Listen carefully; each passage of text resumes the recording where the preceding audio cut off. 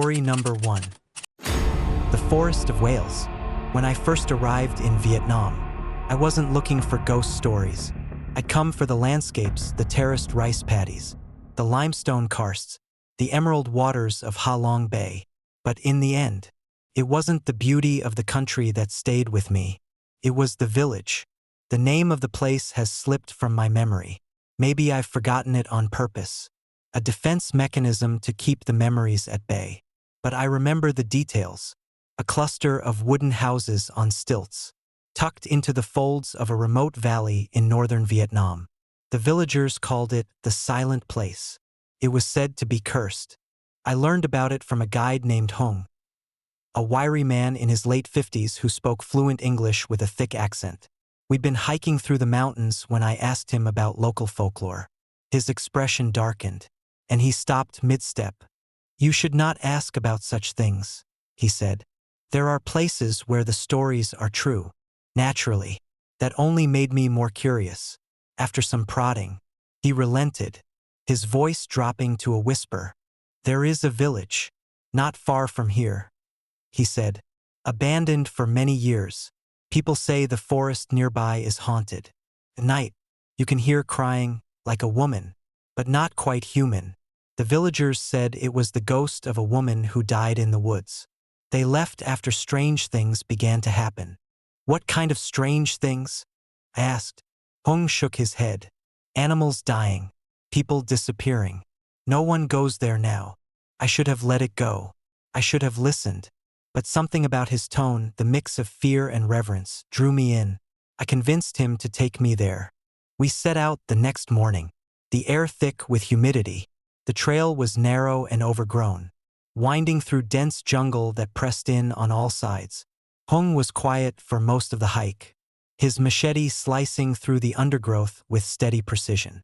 The farther we went, the heavier the air became, as if the forest itself were watching us. When we reached the village, it was exactly as he'd described: empty, silent, and eerily preserved. The houses, though weathered, still stood, their thatched roofs sagging under the weight of time. It looked as though the villagers had simply walked away, leaving their lives behind.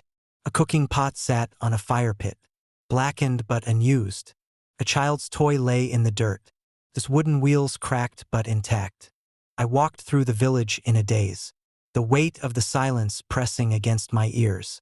There were no birds, no insects, just the sound of my own footsteps crunching on the dry ground. Hung stayed close to the edge of the village, his eyes darting toward the forest. "This place is wrong," he said, his voice trembling. "We should leave." But I wasn't ready to go. Something about the place fascinated me, like a puzzle I couldn't quite solve. I ventured toward the forest at the edge of the village, where the trees stood like sentinels, their twisted branches clawing at the sky. That's when I heard it. At first, it was faint, a soft, mournful wail that seemed to drift on the wind. I stopped, straining to listen. The sound grew louder, more distinct. It was a woman's voice, crying out in anguish, the kind of cry that sends shivers down your spine. "Hung," I called, my voice shaky. "Do you hear that?" He didn't answer. When I turned, he was gone. The crying grew louder, closer, as if the forest itself were weeping. My heart pounded as I stepped closer to the trees, the shadows beneath them thick and impenetrable. The air grew colder, the hairs on the back of my neck standing on end. And then I saw her. She stood just inside the tree line, her figure barely visible in the dappled light. She wore a tattered white áo dai, the traditional Vietnamese dress, its fabric stained and torn. Her long black hair hung in thick, matted strands, obscuring her face. She didn't move, didn't make a sound, but I could feel her eyes on me, burning through the veil of her hair. "Hello," I whispered, my voice trembling.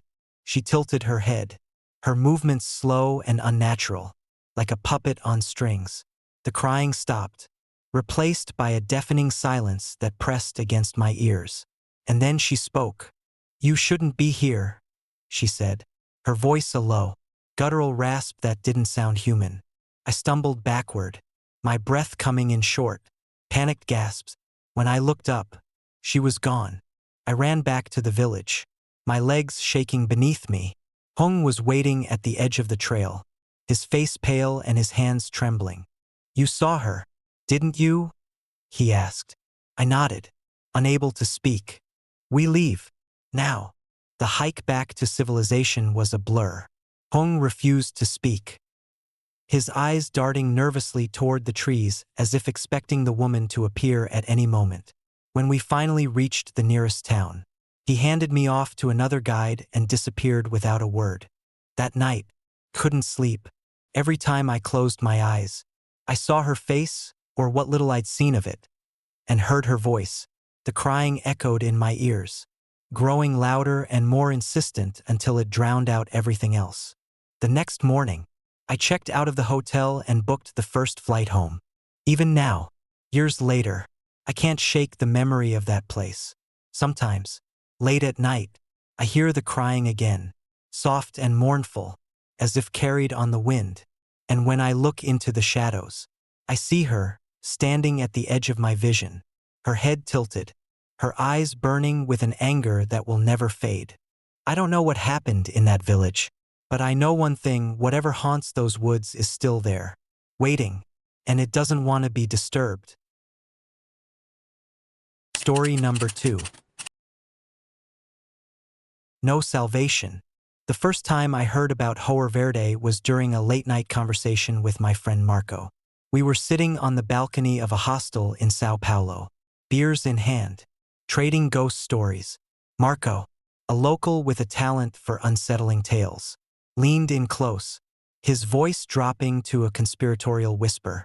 "Have you heard of the village that disappeared?" he asked. I shook my head, intrigued. "It's called Hoher Verde," he said. "In 1923, an entire village, over 600 people, vanished without a trace. No bodies, no signs of struggle, just gone. The only thing left behind was a message scrawled on a school blackboard. It said, 'Neo ha salvaceo,' no salvation." The story sent a chill down my spine. I brushed it off as just another urban legend.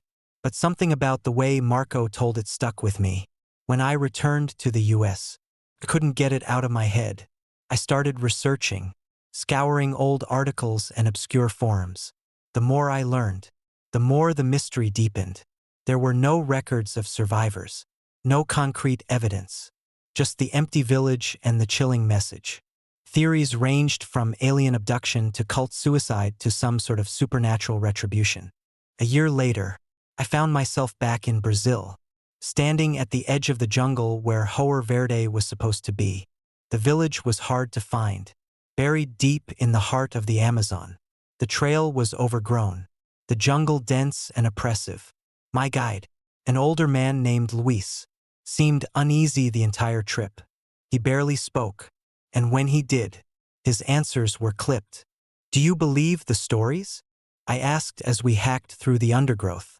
He stopped, resting his machete against his shoulder. "It doesn't matter what I believe," he said. "The village is cursed. No one comes back from Hoher Verde unchanged." I laughed nervously, but his expression didn't shift. We continued in silence. When we finally reached the village, the sun was beginning to set. The air was thick with humidity, and the jungle buzzed with the sound of insects. Hoher Verde wasn't much to look at, just a cluster of crumbling buildings swallowed by vines and moss. But there was a heaviness to the place, an overwhelming sense of absence that made my chest tighten. Luis refused to go any further. "I'll wait here," he said, leaning against a tree. "Don't stay too long." I nodded and stepped into the village. The houses were eerily intact, their wooden frames weathered but standing. Inside, furniture sat undisturbed, as if the occupants had simply stepped out and never returned. Plates were still on tables, tools lay abandoned, and a child's doll sat propped against a wall, his porcelain face cracked. But it was the silence that unnerved me the most. The jungle noise faded as I moved deeper into the village, replaced by a suffocating stillness. My footsteps seemed too loud, echoing off the empty buildings. I found the school at the center of the village. It was a small, one-room structure with a rusted bell hanging crookedly from its roof. Inside, desks were scattered, their surfaces covered in a thick layer of dust. And there, on the blackboard at the front of the room, was the message, Neo ha salvaceo. The letters were jagged, scratched deep into the slate as if with a knife. The air in the room was cold, far colder than it should have been. I reached out to touch the board, my fingers trembling, and the temperature dropped further. That's when I heard it. A whisper, low and guttural, coming from everywhere and nowhere at once. My breath hitched as I spun around, but the room was empty. The whisper grew louder, overlapping into a cacophony of voices, each one rasping, pleading, accusing. Leave, they said. Leave while you can. I stumbled out of the school, my heart pounding. The village felt different now, darker, more oppressive. The shadows seemed longer, twisting unnaturally as the last light of day faded. I tried to make my way back to Luis, but the path I'd taken was gone, swallowed by the jungle. Panic set in as the whispers followed me, growing louder, more insistent. Faces flickered in the windows of the houses, pale and spectral, their eyes hollow. I tripped over a root, falling hard onto the dirt, and when I looked up, I saw them, figures, dozens of them, standing at the edge of the village. They were shadowy, indistinct, their forms shifting like smoke, but their eyes burned, glowing faintly in the darkness. They didn't move, but I could feel their gaze, heavy and unrelenting. You shouldn't be here, a voice whispered, louder than the others. I scrambled to my feet and ran, my pulse thundering in my ears. The jungle closed in around me, the branches clawing at my clothes, the air thick and suffocating. The whispers followed, growing louder, until they were a roar that drowned out everything else. And then, suddenly, they stopped. I stumbled out of the jungle at dawn, collapsing at Luis's feet. He didn't ask what happened. He just helped me to my feet and led me back to the nearest town in silence. I never told anyone what I saw in Hoher Verde.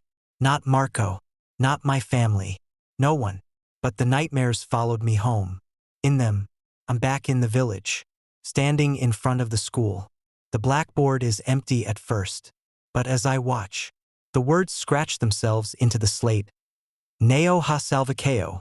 Sometimes, I wake to the sound of whispers, soft and guttural, coming from the shadows of my room, and when I close my eyes, I see their faces pale, hollow, and watching. I don't know what happened to the people of Hoher Verde, but I know one thing: whatever took them is still there, waiting. Story number 3. The Ghost of Hosangati. The first time I heard about Hosangati, it was from a cab driver in Udupi. I was on a solo backpacking trip through southern India, drawn by the lush greenery, ancient temples, and stories of folklore. The driver, an older man with a weathered face and thick accent, told me about a village cursed by a ghost. They say she haunts the old bridge, he said, his voice dropping to a conspiratorial whisper. A woman in white, seeking revenge. Anyone who crosses the bridge at night never makes it to the other side. I laughed it off at the time. Ghost stories were a dime a dozen in rural India, and I'd heard plenty already. But something about the way he spoke, the tremor in his voice, the way he avoided looking at the road ahead as he spoke, stuck with me. Have you seen her? I asked, half joking. He glanced at me in the rearview mirror, his expression grim. I stay far away from that place. Sahib, you should too. I should have listened. A few days later, I found myself in Hosangati. The village was small, nestled in a valley surrounded by dense forests. It was peaceful, almost idyllic, but there was a heaviness in the air, a sense of unease that was hard to ignore. The locals were friendly enough, but when I asked about the bridge, their smiles faded. Don't go there, one man said, his voice firm. The ghost. She doesn't forgive. The story. as I pieced it together, was this: decades ago, a young woman named Kavya lived in the village. She was beautiful, kind, and engaged to be married. But her life ended tragically when she was attacked and killed on the old bridge late one night. Her body was found in the river below, her white sari stained with blood. The villagers said her spirit never left the bridge.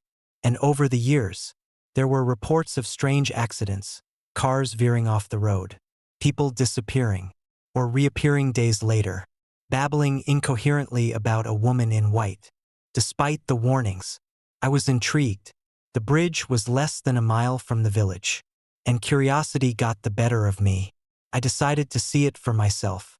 I set out at dusk, the sun sinking low over the horizon, casting long shadows across the fields.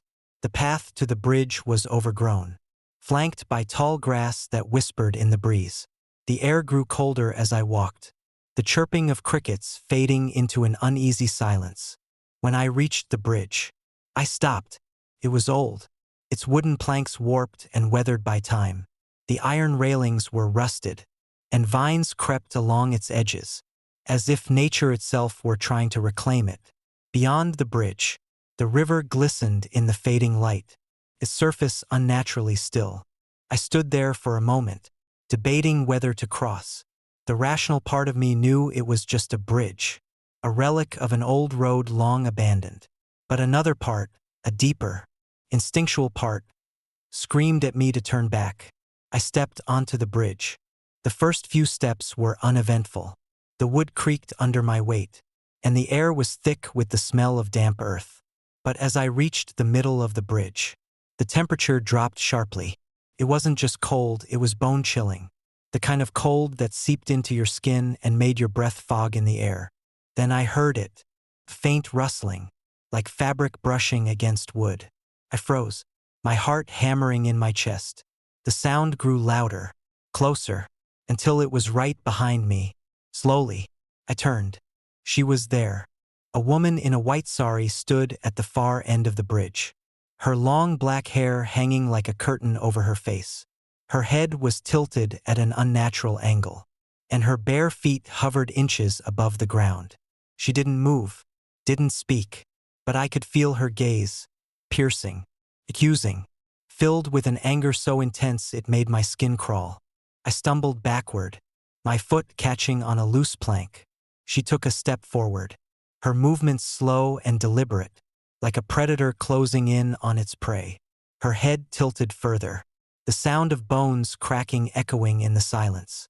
"Leave," she whispered, her voice low and guttural. "This is not your place." I didn't need to be told twice. I turned and ran, my feet pounding against the wooden planks, the air around me alive with whispers and the faint sound of laughter. Cold, mocking, and inhuman. I didn't stop until I reached the village, collapsing on the ground outside the inn, gasping for breath. I left Hosangati the next morning, but the memory of the woman stayed with me. For weeks, couldn't sleep. Every time I closed my eyes, I saw her face, or what little I'd seen of it, and heard her voice. "This is not your place." The nightmares started soon after. In them, I was back on the bridge, the wood rotting beneath my feet, the river below churning with something dark and hungry. She was always there, watching, waiting. I tried to forget, to convince myself it was just my imagination. But then the accidents started. It began with small things: a car skidding off the road, a branch falling inches from where I stood. Then, one night, I woke to find my apartment freezing cold, the windows covered in frost. In the corner of the room stood a figure, her white sari glowing faintly in the darkness. She didn't move, but her presence was suffocating. "Leave," she whispered again, her voice echoing in my mind. "This is not your place." The next morning, I packed my things and booked a flight back to the US. I haven't been back to India since. Even now, years later, I feel her presence. Sometimes, in the dead of night, I wake to the sound of rustling fabric or the faint scent of damp earth. And when I look in the mirror, I swear I see her, standing just behind me, her head tilted, her eyes burning with an anger that will never fade. I don't know what she wants, or why she hasn't let me go.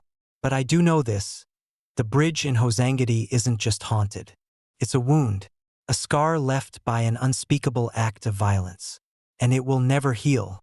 And anyone who dares to cross it will carry that curse with them. Forever. Story number 4. The Curse of Pluckley. I first heard of Pluckley from a travel blog. The post had pictures of its quaint cottages, misty fields, and narrow lanes flanked by ancient oaks. It looked charming in the way only an old English village could be. But what caught my attention wasn't its beauty, it was its reputation. Pluckley wasn't just a village. It was the most haunted village in England. 12 ghosts, the blog claimed, the screaming man, the black horse-drawn carriage, the woman in black. The names read like characters from a Gothic novel. I was hooked. It didn't take much convincing to get my best friend, Rachel, on board. She had a fascination with the paranormal and an uncanny ability to find adventure in even the dullest places. "We have to go," she said, her eyes sparkling. "It's not every day you get to visit a haunted village." So, we booked a weekend trip. A cottage in Pluckley, just outside the village center. Sounded cozy, picturesque, perfect. The drive to Pluckley was uneventful. The fields stretched endlessly, dotted with sheep and bordered by low stone walls. But as we neared the village, the atmosphere began to change. The air grew heavier, the trees denser, their branches twisting together to form a canopy over the road. Even Rachel, usually chatty, fell silent. We arrived just as the sun dipped below the horizon. The cottage was charming in a rustic way, with ivy creeping up its stone walls and a thatched roof that looked like it belonged in a postcard. The owner, a wiry old man named Mr. Hargrove, met us at the gate. "You're brave to come to Pluckley," he said, his voice raspy but warm. "Most visitors don't stay long." "Why's that?" Rachel asked, grinning. "Because of the ghosts?" His smile faded. "Because of the curse," he said simply. Then he turned and walked away, leaving us standing in the twilight. The first night was uneventful. The cottage was cozy, the fire crackling in the hearth as we sipped tea and planned our exploration of the village. Rachel was excited to visit the haunted sites. The Screaming Woods, the blacksmith's forge, the churchyard where the lady in red was said to roam. I was less enthusiastic, but her excitement was contagious. We set out early the next morning. The village was small, its cobblestone streets lined with centuries-old cottages. It was quiet, almost unnervingly so. No one was out except for a lone woman in black, standing at the edge of a field. Her face was turned away from us, her posture rigid. "Do you think that's her?" Rachel whispered. "Who?" "The woman in black." I laughed nervously. "It's probably just a local." Rachel waved at her, but the woman didn't move. She just stood there, staring into the distance. "Creepy," Rachel muttered as we continued on. The day passed uneventfully. We visited the Screaming Woods, which were more eerie than outright terrifying, and the churchyard, where we found the graves of the Deering family, Pluckley's original landowners. Rachel took photos of everything, chattering about orbs and spectral figures. I played along, though I couldn't shake the feeling that we were being watched. It wasn't until we returned to the cottage that things began to feel wrong. That night, I woke to the sound of footsteps outside my window. They were slow and deliberate, crunching on the gravel path that circled the cottage. My heart raced as I strained to listen. The steps paused, then resumed, moving closer. I reached for my phone, this faint glow cutting through the darkness. 2:37 a.m. I peeked out the window, my breath fogging the glass. The path was empty, but the footsteps continued, circling the cottage, coming closer with each loop. I shook Rachel awake, my voice trembling. "Do you hear that?" She groaned, sitting up. "Hear what?" The footsteps stopped. I stared at her, my chest tight. There were footsteps. Someone's outside. She got out of bed and checked the locks, her bravado intact. "It's probably an animal," she said, though her voice lacked conviction. Neither of us slept much after that. The next day, Rachel was quieter. The footsteps had rattled her more than she wanted to admit. We spent the morning in the village again, hoping the sunshine would chase away the unease from the night before. But the villagers avoided us, their smiles forced and their eyes wary. When Rachel asked about the woman in black, one shopkeeper turned pale. "Don't talk about her," he said, glancing around as if she might overhear. "She doesn't like to be noticed." "Who is she?" Rachel pressed. "No one knows," he said, lowering his voice. "But everyone who's seen her, something happens." "What kind of something?" I asked, my stomach twisting. "Bad luck," he said. "Accidents. Death." That night, the footsteps returned.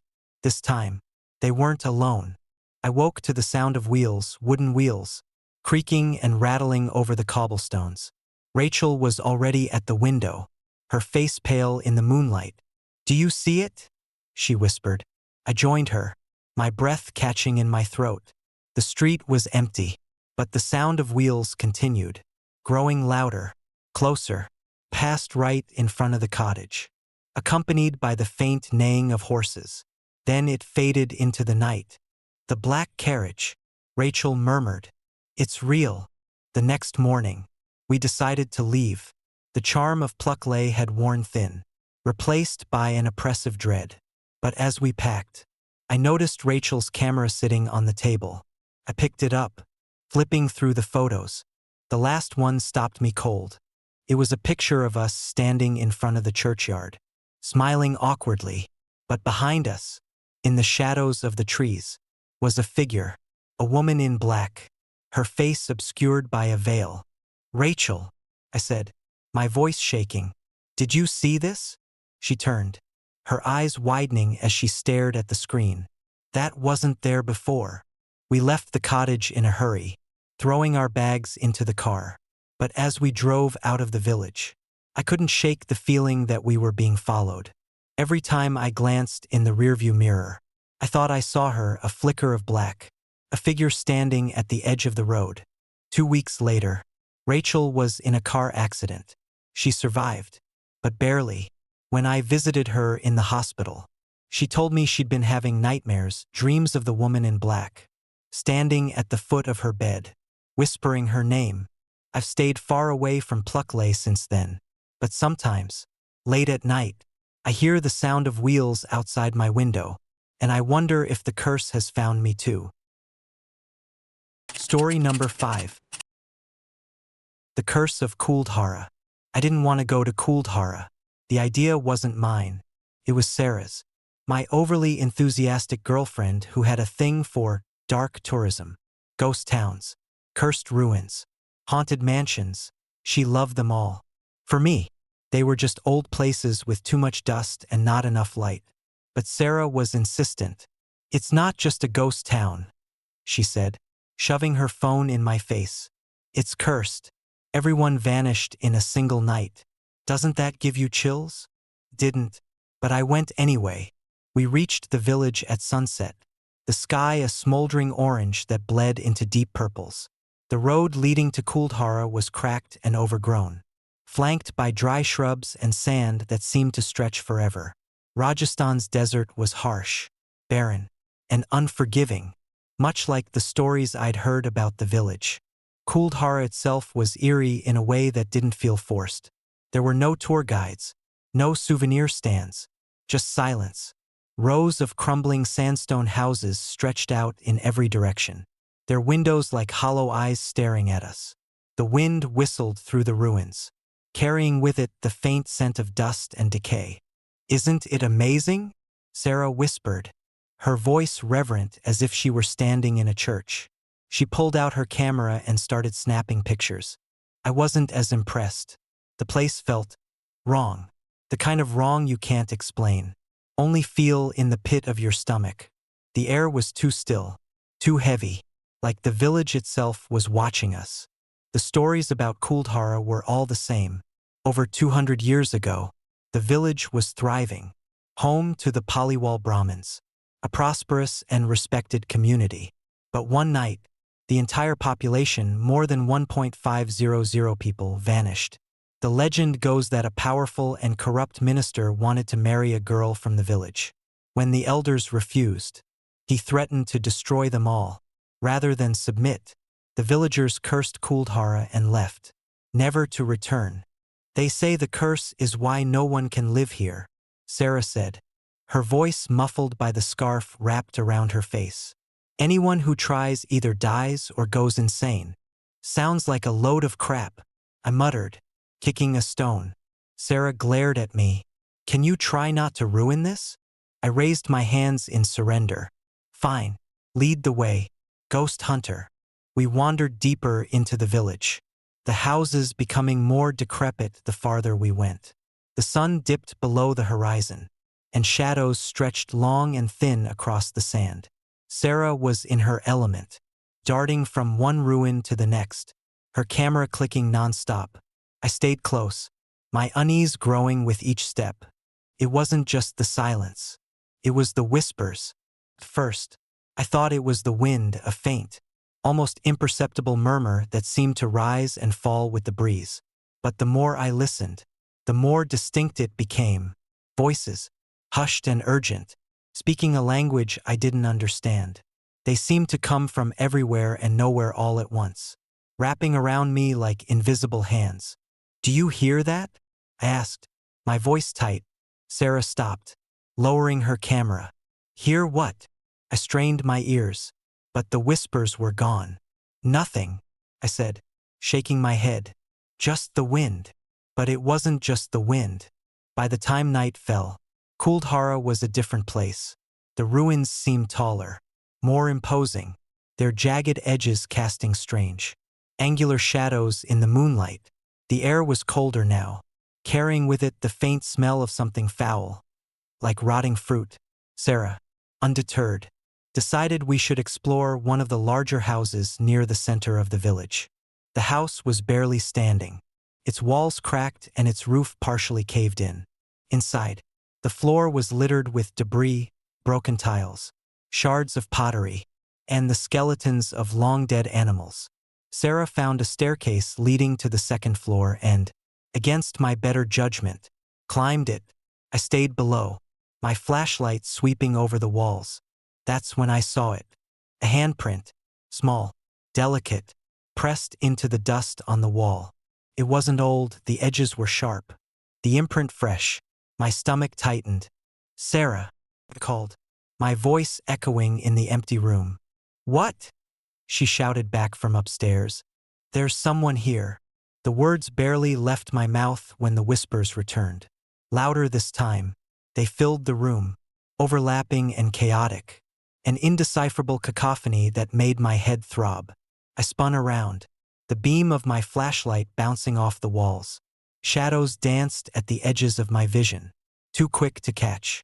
Sarah, we need to leave. She didn't answer. I bolted up the stairs, taking them two at a time. The second floor was empty, no Sarah. No footprints. Nothing. Just a gaping hole where the roof had collapsed and the open night sky staring down at me. Sarah, I shouted, panic clawing at my chest. The whispers swelled, rising to a fever pitch. And then, just as suddenly, they stopped. I found her outside, standing in the middle of the village square. She wasn't moving, her back to me, her arms limp at her sides. I ran to her, grabbing her shoulder. What the hell are you doing? She turned slowly, her face pale and her eyes glassy. She's here, she whispered. Who? Sarah pointed toward one of the houses at the edge of the square. The girl. I followed her gaze. In the doorway stood a figure, barely visible in the moonlight. A girl in a tattered dress, her hair long and matted, covering most of her face. She didn't move, didn't make a sound, but I could feel her eyes on me, sharp, piercing, filled with something ancient and hateful. Run, Sarah whispered, her voice shaking. We sprinted toward the car, the whispers chasing us like a storm. The shadows seemed to shift and writhe, reaching for us, their movements unnatural and jerky. I didn't dare look back, the weight of the girl's gaze heavy on my shoulders. When we reached the car, I fumbled with the keys, my hands trembling. The engine roared to life, and we tore down the dirt road, the village shrinking in the rearview mirror. Neither of us spoke on the drive back to the city. Sarah stared out the window, her face pale, her hands clutching the camera like a lifeline. When we got back to the hotel, she went straight to the bathroom and locked the door. The next morning, she was gone. I found her camera in the room, the memory card still inside. Most of the photos were ordinary shots of the village, the ruins, the sky. But the last one was different. It was a picture of us, standing in the middle of the square. Except we weren't alone. Behind us, barely visible in the shadows, was the girl. Her hair was matted, her face obscured, but her hand was outstretched, reaching for Sarah. I haven't been back to Kuldhara, but sometimes, late at night, I hear the whispers, and when I close my eyes, I see her standing in the doorway, waiting,